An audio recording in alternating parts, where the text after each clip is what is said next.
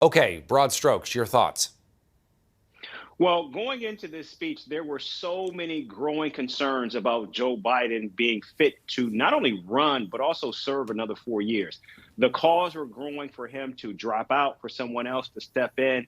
But I think what we saw last night was a president who spoke directly to his base of support, as well as those naysayers in the media who believe that Joe Biden simply isn't fit for the job.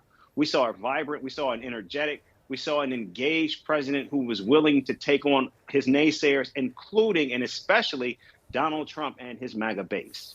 Tell me as well about, and I know that there were a number of Republicans in the room that were catcalling him and shouting out different things. This idea that he was sort of in command, that he is the commander in chief and he can stay on as the commander in chief as well. Do you think, how much was he able to alleviate that? I know there was a lot of applause. It took him 20 minutes or so to get up to the podium. But I mean, realistically here, for tens of millions of Americans who are watching, this is like his largest audience, no doubt, in a long time, and will be, likely, Eric, until the summer when there's a convention going on. Did he do what he needed to do for them at home?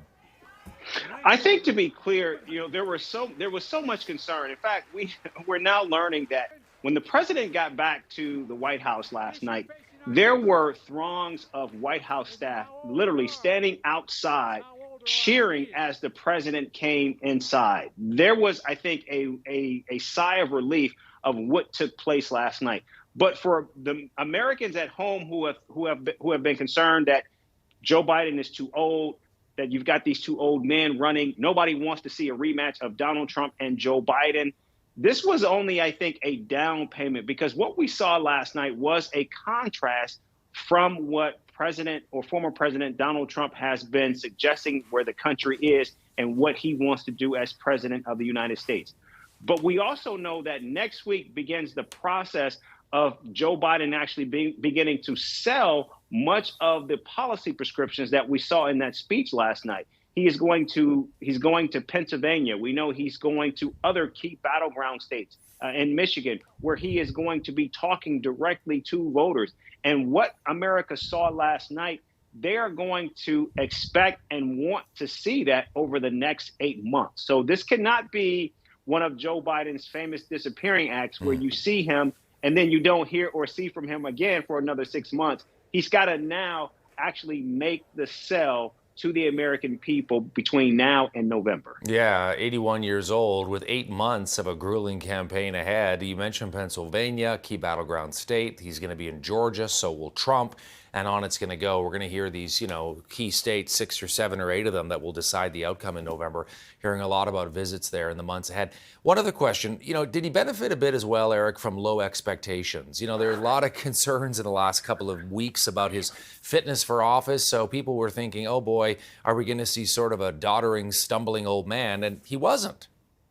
No, he wasn't. And that's a really good point. I'm so glad that you brought that up, because you're absolutely right. There were those who were probably thinking and hoping that, hey, if Joe Biden can just get through this speech without falling asleep or simply just standing up, that is a win. And he certainly cleared that bar last night. But I think also the fact that you saw him with the back and forth with the Republicans in the room, he rope-a-doped and baited them much like he did last year. And I think what you saw was not only someone who has the mental acuity, but also the willingness to engage. And I think that's what Democrats wanted to see from Joe Biden, someone who actually at least wants the job and is willing to fight for the job. And I think what we saw last night, at least on that particular night, was a president who in that moment was willing to actually fight for his job. Hey, just before we go, what did you make of Marjorie Taylor Greene, the firebrand congresswoman who was dressed up in full Trump regalia there with the Trump hat and everything? I mean, give us your sense.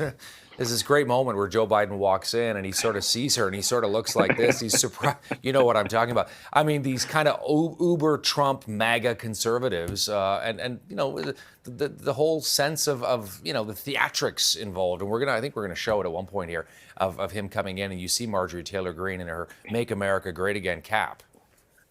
I have covered all of Donald Trump's State of the Union addresses. I've covered 2 of Joe Biden's.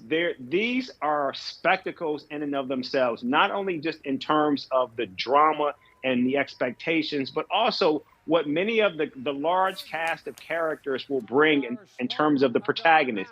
Marjorie Taylor Greene is certainly no different. And we also cannot forget to remember that there was also someone else in that room who perhaps didn't get nearly as much attention, and that was ousted Congressman George Santos, who was back in Congress, who was actually in that role last night, actually there for this speech.